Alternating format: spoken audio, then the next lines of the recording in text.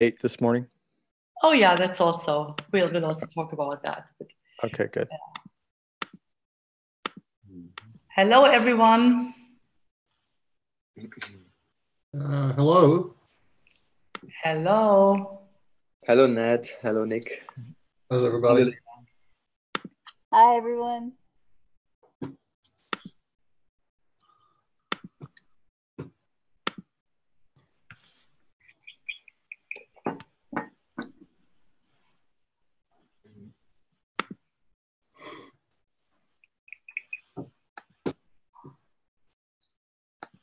Yeah, let's just wait another 1 or 2 minutes until more people show up.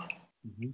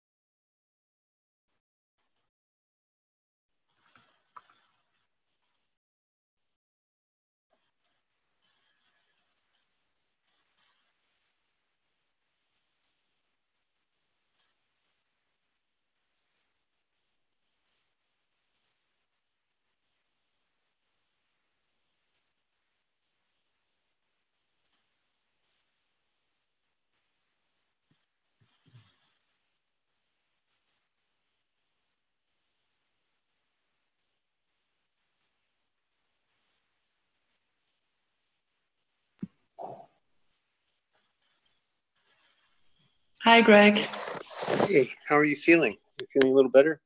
Yeah, thanks. I'm better. My voice is still a little bit, well, not as usual, but it's okay. Understood. Thank you. Thanks for asking. Yeah, of course. Yeah. So I suggest let's get started. Indeed. Yeah, just to give you all a brief update on what has happened since last week. We now have 7 people in the call, but I'm sure there will be more. Let's just start. It'll be okay. Yeah, first of all, I think the most significant thing that we managed to do last week was to hand in the Civitatis bid. And I really want to thank Nick for that, because he was basically the one who came up with a really nice proposal. And that sort of came together really quick. And I think when I read through it, I thought, wow, this is such a nice summary of all our discussions and everything we've worked on lately. And it was because of that we really felt courageous enough to hand in that bid. So we put a little consortium together with RChain Europe and Nick and the collective life, the digital life collective, I'm sorry. And Proof is in there, RChain's portfolio company, and also Life ID. And we've handed in this, this really nice application. And let's see whether we have a chance. It's a 100K bid. But, I have to tell you, regardless of the outcome, it was just really a pleasure to put that together and to just also to create that so quickly. And I think that was really good. That felt great. It was a good collaboration. So thanks everyone. Yeah, thank you. For participating. Really nice to say that, Ella. But I think it's all the stuff that we've got in the collective and in the community. All those bits and pieces, they really do fit together so well. It's not when you put together. It's quite easy sometimes. Nick, I'm very sorry. Nick, could you speak up a little bit? Yeah, sorry. Is that better? Yeah, this is much better. I'm sorry. The collective is such a nice group of offers that they really do come together and fit well. When you look at the stuff we've got from Life ID around self-sovereign identity, you've got this idea of the fake news agenda. It's just the right time for the sorts of partners we have in the co-op to come up with some of these ideas. So it's, I'm not saying they're going to be fantastically lucrative, that exciting. But I think if we can, there's going to be a slow growth in things like this. And it's important, I think, to just make, sometimes to write something down to collect together so that we collectively work on something. That always gives us a good feeling. And then putting it out there is finding almost an excuse to put something out there. Just respond to stuff. It's good to do that. And it just gets your profile raised, because the people who are looking out there, I mean, I think there's 19 in Civitates. There was something like, was it 16 different donor organizations all coming together. So those bids will go to a lot of people. You know, we'll get a lot of stuff. We'll get a lot of people looking at the stuff. And you never know, among those people, there might be somebody who says, oh, hang on a minute, I remember seeing something interesting, and they'll come back to us. So I think it's always worth doing stuff like that. I mean, I've worked in consultancy before where stuff has just been qualified out because it's, you know, oh, it's not worth bothering. It's too low. You know, nothing will happen. But if you do that all the time, you end up missing some good opportunities. So yeah, it was great fun to work on it, albeit on short notice. Yeah, well, that's it. It was really short notice, but it will probably always be like that. Nonetheless, Nick, I was thinking, would you mind maybe sharing your original document? Because the proposal I have handed in is a Word document, and it's kind of lengthy, but I still I think you still have the link to the Google. Yeah, okay. I'll find that from somewhere. Because I think it's a nice inspiration for everyone, and maybe we can reuse it. Okay, I'll send the doc out. Yeah. Okay, thanks so much. I'll find the link. Yeah, so I think it's even before Christmas that we might hear back from them whether we make it to the next round. And we've also heard from I think from potential other partners. So Andreas also reached out to an NGO that might jump in just in case we are not eligible to apply because of our not non-for-profit status. But I think we even have a solution for that at hand now. So that's pretty good. So I was just glad we did it. It already feels like a great achievement. So thanks everyone for that. And also Andreas and I currently, because out of the inspiration of this bit last week, we just continue to work on the next one. So it's a bit for the Ministry of Economy here in Germany. And it's what Andreas likes to call a low-hanging fruit. But hopefully it is really that low-hanging. We're talking about a 50K bid. And what we need to provide is a little bit more software driven than what we've handed in to Civitates, but we can at least use parts of it and take that as a starting point. So that's another thing we are currently working on and trying to put time into it, because also 50K is better than nothing, right? And it's basically just it's one of those German calls, but likelihood that we get something is probably not as bad as in a European call. So let's see. And apart from that, we've also had yesterday, there was another expression of wish call. I was thinking maybe we wait for Steve, because I'm sure Steve will join us as soon as he can. Right now, he's not in the call, but I suggest let's wait for him, because we've once again had an interesting discussion yesterday. It seems like every time we're moving a little step forward. Talking about governance and decentralized governance, there is another event coming up in Berlin, which is spearheaded by a collective of people. It's mainly also driven by Tim. And Andreas and we are also partnering in the name of RChain Europe to help bringing this event together. It will take place by January 27th to 28th, and it will probably be a distributed governance council in Berlin for 2 days. As soon as the invite is officially finalized, I'm happy to send it out and share it to you, because there might even be people who would like to join us in Berlin for that. that's another really nice opportunity to expand the discussion a little bit, having more practitioners, but also researchers in the field, and also, creating some more exposure to what we do. So maybe Nick and anyone else who lives in the not so far, in not that big of a distance, like our friends in the US, you might want to consider to come over if you can. Yeah, very much like to. I liked I watched some of the videos of your last workshop. That was really good, by the way. Really nice intro and some good sessions there. I enjoyed that. Sorry I missed that one. Yeah, yeah, thank you. Yeah, we really try to make an effort to document everything well, because it was clear that we've had this great chance to have all these speakers there, and I think this just gave us a lot of confidence to see that it was possible to invite these people and to just put this event together. It wasn't that big, but nonetheless, I think it was sustainable in a sense that the people who participated, they have the feeling that, this is something they would like to continue to be part of. So that in itself was very rewarding, I think.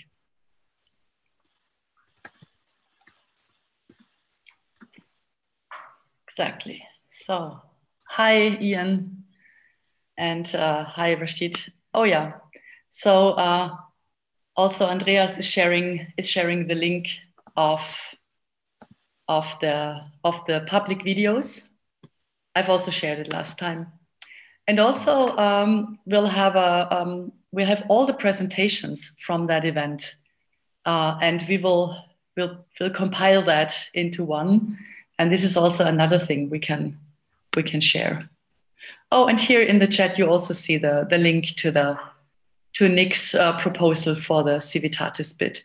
So those of you from within RChain that are just interested in some, let's say, some distillated or some condensed version of our conversations in the past weeks and months, I think it's really good to read that, and because that gives you a great idea of where we're heading towards. And I'm also really happy that with Live ID and Proof, we also managed to have some partners, some companies from within the RChain ecosystem. So I think that's another positive thing. Yeah, and there's also I would say another thing that we would like to plan quite soon, and that is actually it's a membership meeting, like a general assembly for current members, but also members or people that are part of what we're doing already. But that would also be a great opportunity to collectively think of RChain Europe and its role in the future, and also to expand the circle of people within RChain Europe, establishing an advisory board, making sure that we rework our bylaws and like our social contract in a way that probably fits a little bit better to where we stand now. And this is something I've had a conversation about that with Greg and Steve last week. And it was pretty good, because we just wanted to make sure that we are on the same page here and that we share the same vision. But this is really something I would like to invite everyone, as soon as we are in a position to plan resolutions in writing. We can send out invitations for this meeting. We can onboard new members, and we can send out, or we can collectively create an agenda for that meeting, because I have the feeling that this will be a next major milestone for our activities. But I do not want to talk all the time. If you have any questions around that, then I would be happy to hear them. I think it would be good. I know in the cooperative movement, Ella, there are many themes running. One of them, in particular, which came up at the sessions that you hosted at the meetup, is the question of currencies and value exchange. I think that is as far as Web 3.0 and the economic change, the potential of making the cooperative movement stronger and greater. I think there's some important academic work going on around how could you make a value exchange system work, which is other than exchanging, if you like, fiscal currency cash. It's not fisc, nor is it cryptocurrency black market value exchange and hiding from the regulation or social regulations in the different countries, but it is about equitable sharing between makers in a fairer cyclical economy, particularly where it's associated with reuse of values rather than recreation and continuous growth. So I think there is quite a lot of stuff around that, and there are some papers which I've found, and it would be good to talk, looking at the platform technically again, about whether we can expand the identity layer that we've got on there alongside that with something around, with our thinking around value exchange. How would we do that on the platform? So this isn't about just tokenomics again and the tokenomics of validators and that sort of stuff. This is about use cases, and it's about the ecosystem, a cooperative ecosystem. How would you make that happen? So I think there's some good papers around that. So I'd like, maybe I can dig some of those out and share them. Mm-hmm. Some of them are slightly crazy. Some of them are, there's some really, really well thought out economic modeling has gone on to some of those. So, so I think there's something that we could probably maybe do a hackathon on, and maybe get a couple of co-ops who have, we could think of some use cases. So I think there's an opportunity there to put something together, have some material up front, talk about the use cases, maybe do a hackathon, and then round up. So there might be something there, and which I think could distinguish us as a. I haven't seen it in the platform co-op stuff. So Trebor Schultz may have thought of it, may have stuff going on here already. I'm sure he has got lots of links reached out, but it would be good to talk to those guys about that as well. Yeah, absolutely, and I agree. I think this is quite a novelty, and what the platform cooperativism movement really needs is a strategy of how to create an ecosystem, right? Because just as much as all the successful startups grew out of Silicon Valley, it's exactly what digital co-ops need these days. They need this ecosystem. Of course, they need shared tools. They need. They just need methodologies they can make use of. They need to have a regular discourse, but also coming back to your proposal around value creation. I think this is really one of the major topics within co-ops, but also in collaboration between co-ops, right? Exactly. That's the important thing. It's saying a co-op which is resource rich one day, but doesn't, in terms of time and availability and skill sets, is there a way where they could easily share their time and get compensated for doing so with another co-op without getting into the business of setting up financial exchange rates in the typical economy and getting into the nightmare of taxation? And I think you could work with regulators on this one as well. For charities, for example, in the UK, if you do stuff below the radar, you can demonstrate that these are things which are developing the social infrastructure, particularly in low wage areas. These are things where you don't expose people to loss of benefits or taxation penalties.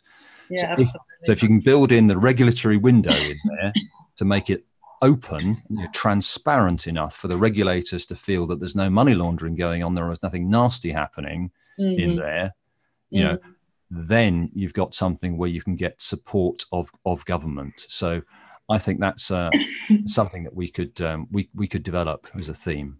Yeah, I agree, and also I think this comes close to to this still blurry mission, but nonetheless, I have the feeling that it shapes up of helping to create organizations of the future. Because exactly, no matter whether we talk about co-ops, whether we talk about social movements, neighborhood movements, even they all have a specific moment in time when they need a bank account, when they need to transfer money, when value accounting comes into play, and all these things. But it's not possible to build up an infrastructure from scratch. It takes an enormous amount of time. I mean, just look at the way of how RChain Europe has been founded. It's unbelievable. I would not wish that anyone else, because it is just not the way it should be these days. Ella, you should have done it in Estonia, actually. Yeah, yeah, of course. Estonia. That's what Germans are doing these days. They're setting up Estonian e-companies. So yeah. Unfortunately, that doesn't apply to cooperative business models. You can't set up a cooperative and shared ownership business through the e-citizenship in Estonia.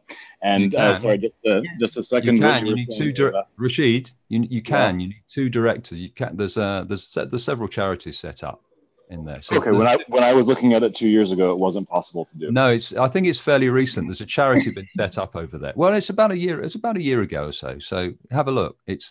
There are charitable things.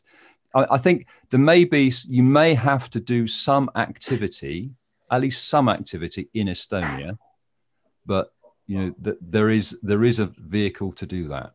There's one of the models that you can set up. The second thing I was going to say is I'm working with another client, and at the moment we're analyzing how long it takes for them to partner and set up funding for startups, and it's taking them like 2 years at the moment. So the time frame that you're talking about, Ayla, and how long this takes is also a fundamental problem that is being addressed by really large corporates as well at the same time.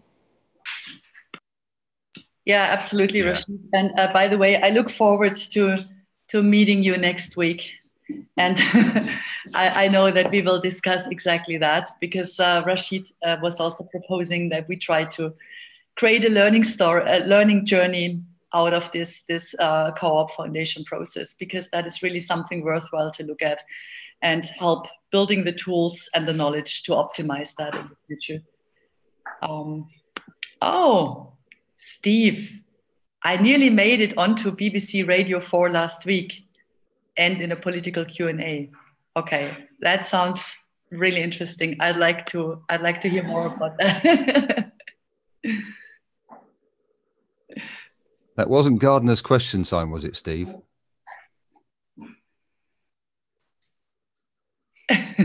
Okay, Steve is probably not prepared to speak. Oh no, no, I think it was question time. I think he said he was going to be on question time at some point, so that would be interesting. I'll listen to it again. Okay, good. No, but I'm glad Nick and Rashid, you are mentioning that, because the longer we continue these discussions, the more I have the feeling that there's a real need on that end. And yeah, Steve, you're muted probably. Yeah, so that's certainly something. The good thing is, Nick, we are already in touch with several. I wouldn't say researching bodies, but also practitioners from the field of value accounting, people that currently start wrapping their heads around how universal basic income and blockchain could work. So we are in contact with the people from circles and other initiatives. And that's actually really interesting. Also, this value accounting part. So, but I receive messages here that Steve is making sounds, but we can't. I'm making sounds, yes. I'm just trying to put this thing in a form I can copy and paste it into the chat. Good to see you. But yeah, and likewise. But essentially. I mean, the context of this is there is this program called Any Questions, broadcast on the BBC at about 1 o'clock on a Saturday, broadcast originally on I think a Friday, and then rebroadcast on the Saturday. And what follows it is the news, and immediately after the 5 minutes of news, there's Any Answers, where people ring in. from all walks of life and give their, whatever it is, their view. And that's kind of what I got involved in. So, I mean, I'll tell you what I was going to say, and this is what I discussed with the producer. And the producer has asked that I continue to try to ring in, because the point I was making was so different to anything else they had heard, that they really felt it was worthy of airing. And what I said was as follows. So I said, what I want to point out is that technology can be used to involve the people in choices. I find the idea of decentralized ownership that has been mentioned in relation to the rail network here in the UK, and entirely applicable to a people's vote, to be both an exciting prospect and a mechanism, and indeed a movement, to a fairer society as a whole. It will enable us, in ways pioneered in Taiwan, to be able to participate directly in the formulation and execution of government policy, which will rebalance the notion of representative democracy and away from party political boundaries. This has the potential to give the people the voice they are both entitled to and deserving of. And in this way, we can navigate ourselves in the UK out of the Brexit muddle we are in enabling people to have their say both now and in the future. In the last couple of years, technology that enforces trust and scales within and across national boundaries has been developed as what we might call blockchain 3.0. That technology, coupled with the existing digital democracy platforms, will enable the vision of participatory democracy to be achieved if we choose to grasp it. I know that the Lib Dems, the Greens, and the Labour Party are all on this journey. As to the other parties, they need to take heed and join the train if they are to remain relevant to the people they say they serve. The offer is there, they just need to take it. Full stop. Wow. That's quite a statement. So that's what I shared with the Beeb, and it asked me to come back. So. Very powerful, Steve. I love it. Wow. I'll see if I can paste this whole thing into the session so you've got it anyway. And it's good, I mean, I think what's important here, the point I would make isn't what I was going to say. I think we would all aspire to that, which is why we do what we do, right? So the point is that there will be opportunities to engage in that political debate with the population in other countries where there are similar programs. And I think as part of the outreach in particular in Europe, but also true in Asia and the US, we need to be on that train and we need to be talking in those forums in this way. Yeah, Find your forums. Find your forums.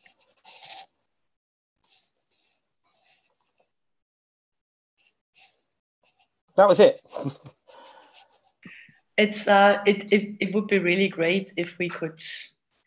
I mean, could you maybe think of could this be something we could turn into a blog post or our website, or would you feel comfortable with that? Or I wouldn't have a problem at all. Yeah, it would be really interesting, because we are. Think about it, Steve, because if so, you can send it over to me. I'd love to put it online. I'll do that, because I can't, for whatever reason, I can't even paste it from my Vi editing session. Okay. Just won't let me paste. Yeah. Yeah, it won't let me paste. So I'll share it by email to everybody on the call anyway, and yeah. Okay. And if you fancy turning it into a blog post, that would be great. Yeah, because we haven't really managed to have you on video from the last time you talked about RChain Europe in London. So maybe this could make up for it. So we hear your blog on the we hear your voice on the blog as well. I think that would be great. Yeah, absolutely. I can record that one. Fantastic. Thanks. And Steve, I was wondering why we are at it. We also have on the agenda a brief summary of the Expression of Wish group. And would you mind maybe sharing latest developments and yesterday's meeting with everyone? Okay, so yesterday's meeting was a really good meeting, actually. I felt really good about that meeting. So, you know, we're still learning how to effectively use our time. So, you know, there's the usual bit of admin at the beginning, and we're continuing to look for funding initiatives to support some of the work. And the proposal that Nick quite rightly has been lauded for went in for some money to help along that journey. So from an expression of wish perspective, you know, that was listed in the minutes. There are additional things. I know that Ayla, I know you're looking at a potential grant from somewhere too. That was mentioned. And then we went round the table to talk about what Richard Barbrook talked about. So last week we had Richard Barbrook, who is really the author of the Labour Party's digital manifesto, and they're in the process of redoing that manifesto to bring it up to date, because it's, you know, it's 3 or 4 years old now. And he talked a little bit about that manifesto and John McDonnell's desire, very, very strong desire. He is the shadow minister for the Treasury, what we call the Chancellor of the Exchequer. So he's the money guy. But he and Jeremy Corbyn, who's the leader, who's the official opposition to the Prime Minister, they come as a pair. So, you know, you can't slide a cigarette paper between the two of them. John is pressing for digital democracy rollout, not just for the Labour Party, which was the most interesting thing when I first met him with Richard. He wants this to be for the country. We're the ones that have said, John, you can't do the whole country. You know, to roll it out for the country, you know, that's a lot of infrastructure that's required, and it's just too big. Whereas with the Labour Party membership, which is 600,000+, we've at least got a membership list so we can validate who people are, right? So that's one of the keys to this. So John's quite supportive now of running a digital democracy approach to curate some aspects of the budget that will go into the manifesto of the Labour Party for the next general election in June. He recognises that he might not get that across the board or with the depth that we'd really like before then, but that's kind of where he'd like to be. So they are interested in working with us, and we'll come to some commercial arrangement, I'm sure, in the future, really seeking our advice as to how to do it, as opposed to actually doing it right now. So there's the how to do it, the stuff that you eat for breakfast, Rashid, and that sort of stuff. So the organisational aspects. We're trying to get in front of Richard Barbrook, ideally this side of Christmas. It's just me and Nick trying to get a date in the diaries to do that, and then be sensitive to Rashid being around as well, because we'd like him to come too, really to talk about what the next concrete steps are that could lead to some commercial engagement, right? The exact nature of that is yet to be seen, but I want to see money on the table from the Labour Party, basically. And the aim would be somehow to move the Labour Party towards meeting the aspirations that John McDonnell has of, first of all, curating from his membership, and then potentially putting into the digital manifesto a plan or a commitment to roll that out nationally. Now, that rollout nationally, obviously, is going to be possibly over the lifetime of a parliament. So that's 4 to 5 years. So it's, you know, it's pretty big. And I suspect it's on a similar scale, potentially, to that Polis did in Taiwan, and to, I suspect, that Jonathan's up to over in Asia Pac with Korea. So it's quite exciting. And that was the main focus of the meeting yesterday. And we just went around talking about our reactions to that.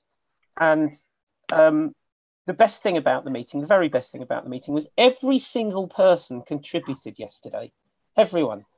Leah was on the call, gave me a whole bunch of homework to do. Chris contributed right at the end. Every single person contributed. And that was really heartening to see, because it's the first time I've really felt that the meeting was bubbling in the right way. And not based on your shoulders entirely, right? Yeah, absolutely. So, you know, I'm learning all the time as to how to facilitate and not talk too much, which is good for me. And it's just great to hear people's thoughts and opinions. And there was some really good stuff out of that. And I think as a result, I think we want to talk about next week. We want to actually have people that join, go to the charter and add their goals to the charter for expression of wish. What are their goals for expression of wish? Okay. They could be wide ranging, they could be small, doesn't matter. But we want to get all of those people that are active in that working group, or any more that come. We want to collect everyone's goals, and next week talk about all those goals and come to a consensus as to what should be the common goals that we put in that charter. Really quickly, Steve, in regards to that, I'm curious, how has the format that we produced a couple of weeks ago before I've been on my long hiatus? Oh, right. Oh, there was an action that I'll have to grab and send to you. So the form was great at the beginning, but the problem is we can't see the dates, right? So when you do it the second week, you can't tell what was first week and what was second week.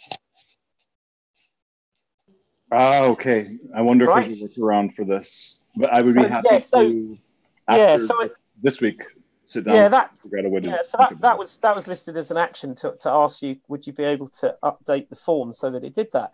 Because from next week, I'm better available again. Yeah, I mean, the process is brilliant now. So the form goes out in the agenda, in the meeting request to everybody, which is from my Google Calendar to your calendar.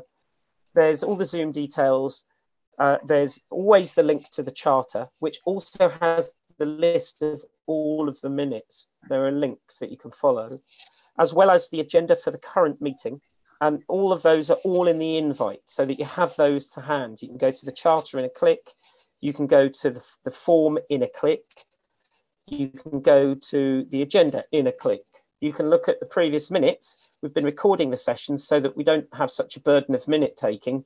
And so the sessions from a facilitation perspective are more about the chair summarising whatever new actions or any other things that just need summarisation at the end so that they get carried forward to the next meeting. Oh, that's really great. Brilliant. Working out. It just means that instead of, like 40 minutes for discussion, there's like 50 minutes for discussion. We've saved at least 10 minutes every meeting. But that's great. Yeah, I wonder if, in regards to also the spirit of what Ayla is saying, if we should also consider doing a blog post on this topic. I mean, it's one of our first prototypes, and for us to extract the learnings from this prototype could also be like a sort of early win and great content for the blog, and so we can demonstrate what kind of work we're doing in that area. Yeah, I think that's a great idea. Yeah. I wanted to mention a couple of things that connections within the conversation that I've been observing. I do want to suggest that we think about the platform in layers. So the economics that work with validators is really, in many ways, quite distinct from the next level up in terms of the recognition and creation of value. So the validator economics is really just about making sure that you have enough machines that are networked together and providing the right kind of security. Well, what's the security for? Well, the security is to create essentially a global computer, right? It's a global computer that doesn't run in any particular place, but runs everywhere on the planet. That it can, and then the operations of that computer are secure and valid. They have integrity, and as a result of having this global computer, then you can begin to do a wide range of things. So, in particular, some of the things that can be done, and as we've talked about, are beginning to capture the notion of wish and sentiment within a group. I've been engaged in this idea in an online setting since about 2007 with Luke Holman of Innovation Games. And what we discovered was that gamification, in particular serious games and serious play, which have been exercised and pursued vigorously in the software markets, and then later moved over into the public sector in the 2009 through 2015 timeframe. Has been a very important thing. Luke, for example, as an experiment, began to work with the city of San Jose's city council, and they ran a number of games with the populace of the city of San Jose, where they used one of Luke's games called Buy a Feature, where they shirt-sized the budget, the city budget, and they sort of gave the players. They did this in real time, in person, for people who wanted to participate in the event. So they would organize the players in tables. They gave the players essentially monopoly-like money. And then the players would horse trade. No one got enough money that they could have all the items budgeted that they wanted to. And it was really about the observation of the gameplay itself, as much as it was about the outcomes of the gameplay that went into the capturing of the group sentiment and wish around how the budget should be organized. I can tell you that many people left the process just with tears of gratitude that they felt heard. And I believe that this kind of effort, which could greatly be facilitated on a global blockchain-based global computer, could be facilitated in a large-scale online setting, and that would enable the creation of value and the ability for different organizations to recognize value between and within some area where they might have common interests, and so I don't think that there's actually a wide gap between being able for communities to organize themselves and recognize what they hold valuable, and therefore what needs to get done, and the expression of wish. So I think these two things are strongly connected, and so I was very heartened to hear Nick sort of going into the academic piece of it. But I just wanted to bring it back to the power of gamification and how the platform itself can support rapid gamification. Yeah. Go ahead, please. So just to add, the modeling of the things that the co-ops or the community have in common, and the ability to dynamically visualize the consequences of actions through a model is very powerful, because public policy or any form of policy, it's usually complex. These are complex systems, or even chaotic systems in some ways. So even the modeling can have its limitations. But actually getting a dialogue where people can gameplay and understand and get to appreciate what it means for them or for their neighbors is hugely powerful. And doing that at scale is really interesting.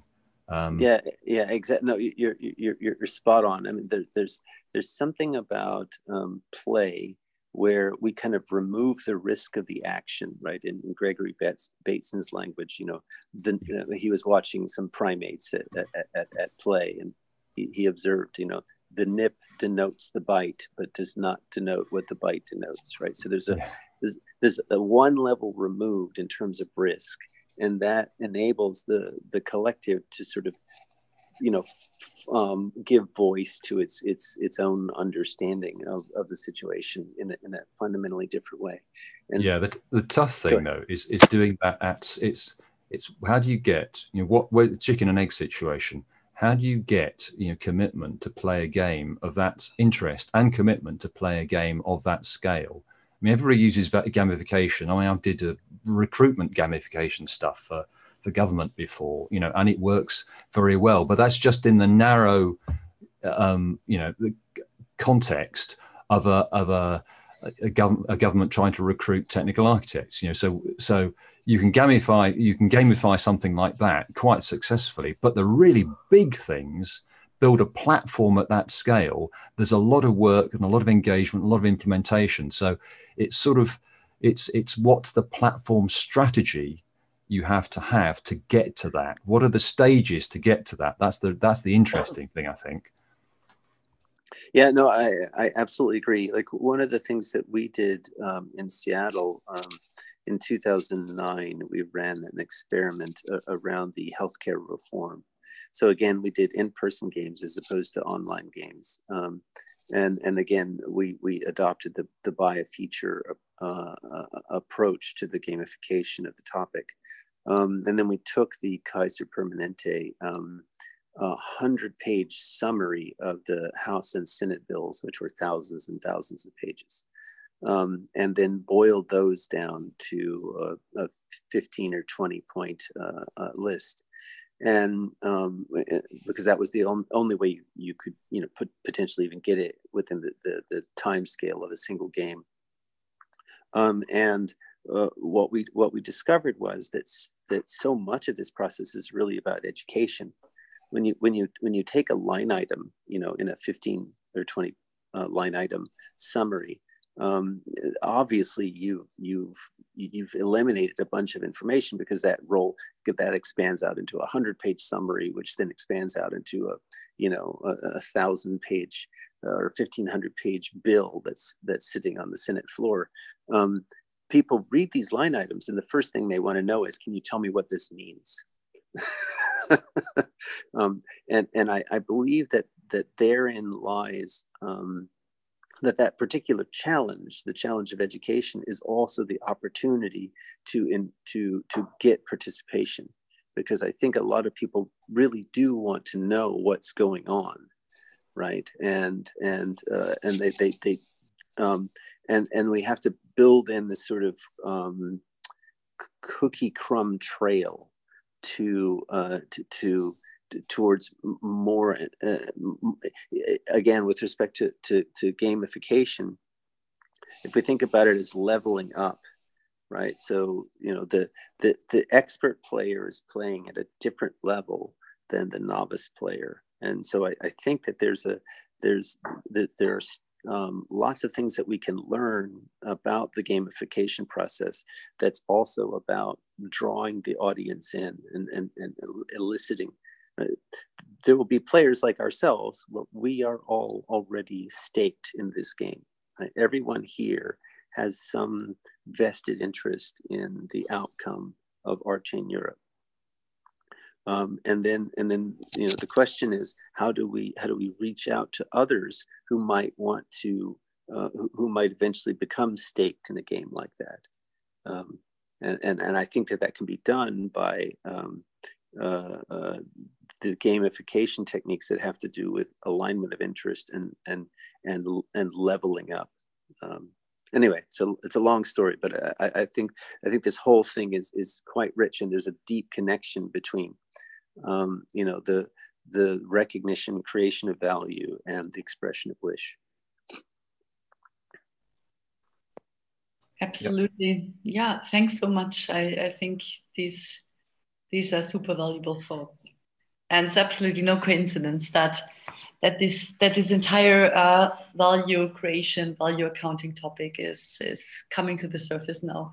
There was the revision conference in Berlin 2 weeks ago, and it was pretty much organized around governance and stuff. And there was one conference strand that dealt exactly with that topic. And I found that quite eye-opening. And I was really happy they integrated that into the conference's scope as well.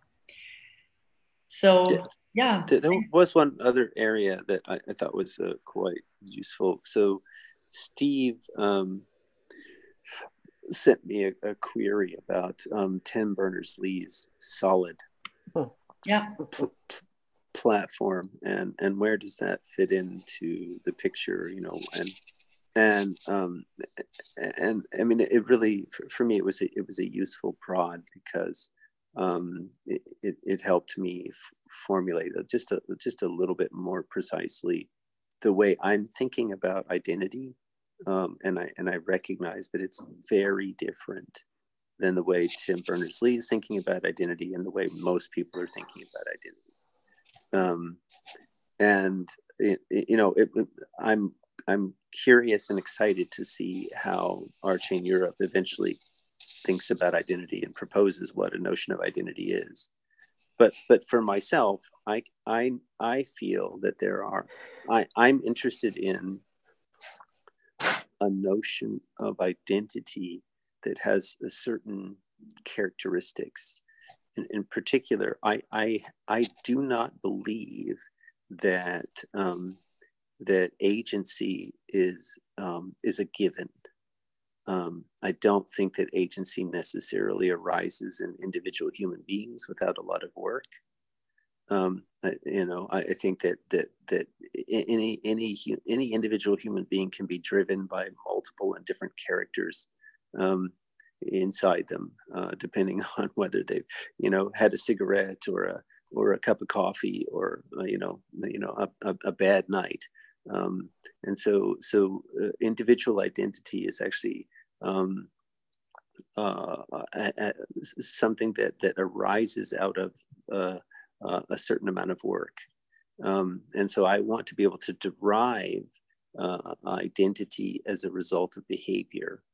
And I want to be able to give cryptographic proof that supports those derivations, and then leads to a notion of identity that scales from across a range of collectives, right? So we should be able to talk about an identity for a person and have that notion of identity scale to an identity for an organization. So I think that these are pretty different ways of thinking about identity than we find in most offerings, and I believe that a lot of this can be done using a formalism that's baked into the platform, that allows us to create those characteristics. So, for example, communication acts across a range of channels, right? So, Rick and Morty, for example, can chat with each other, or text each other, or email each other, and they can send tokens to each other. So it's a range of different channels by which they can reach each other. And that's important because there are expectations about those communication acts that give rise to verification of identity. For example, Morty expects Rick to be able to send back on a different channel the information that Morty sent on another channel, right? So if Morty emails and some information to Rick, if it's really Rick, Morty expects Rick to be able to text that same information back, right? And this is a generalization of the two-factor authentication. And likewise, Morty expects the ability to summarize information. So if Morty sends Rick a bunch of tokens, Morty expects Rick to be able to text Morty the amount of tokens that he received. And then Morty can check those two things. And if they are consistent, then Morty has an inkling that it really is Rick on the other side of that channel. And then there are other things like claims about communications and claims about basic observations. So Summer can email Beth that she saw Rick at the Council of BRICS before the collapse of the Galactic Federation, right? And Summer can email Beth that she saw Rick text Morty. So these are two different classes of observations, and they fit together into a notion of identity. When we have these kinds of things, then we can do this trick of deriving agency from behavior and have those derivations be supported and fit into a network of cryptographic proof. And this is, go ahead. No, this is really interesting, Greg. I mean, it sounds like a very powerful tool for correlation, which, as you know, is not necessarily the most desirable thing to have in a world of self-sovereign identity, where you are basically, you have personas and you disclose the minimum amount of necessary needed for any particular transaction. So actually, it's the other way around. We believe that you can derive the notion of self-sovereign identity in this channel-based approach, and you only derive the amount of the quality of identity necessary in order to conduct a transaction. That the actual basis for that rests here in this approach. And again, I think it's like you were talking about doing things at scale, and Steve has been talking about, how do you roll out a digital democracy platform across the country? Well, I think in order to do that, there are going to have to be some assurances that it can't be hacked, that it can be reliable and secure in a broad range of fashions, and that it doesn't reveal too much.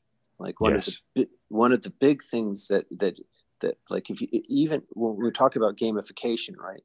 One of the things that is a barrier for people coming to play an online game is if their identity is revealed and they are taking a position that is unpopular. They do not want to be the target of unwanted attention. So if someone in the U.S. comes out in favor of gay marriage, or comes out in favor of abortion, they don't want to be the target of bombing, and that's a real threat. I'm very sorry. Can I just jump into this super interesting debate? And I'm aware that this is really something to be continued. But we are now we are almost. It's almost. Our hour is almost over. So Jonathan needs to take a nap. I'm sorry. And also, go for it. I also need to close that session shortly. I would like to propose, Greg and Nick, maybe let's take that into the next expression of wish call, because that seems to be a really interesting moment to continue to talk about. Thanks so much, Greg, and everyone for this fantastic impulse. So we don't really have time left to ask any questions, but we'll get back to that next week. I look forward to seeing you again, and thanks for your time, and see you again next week on Wednesday. Likewise. Okay. Bye, everyone. Ciao. Ciao. Bye.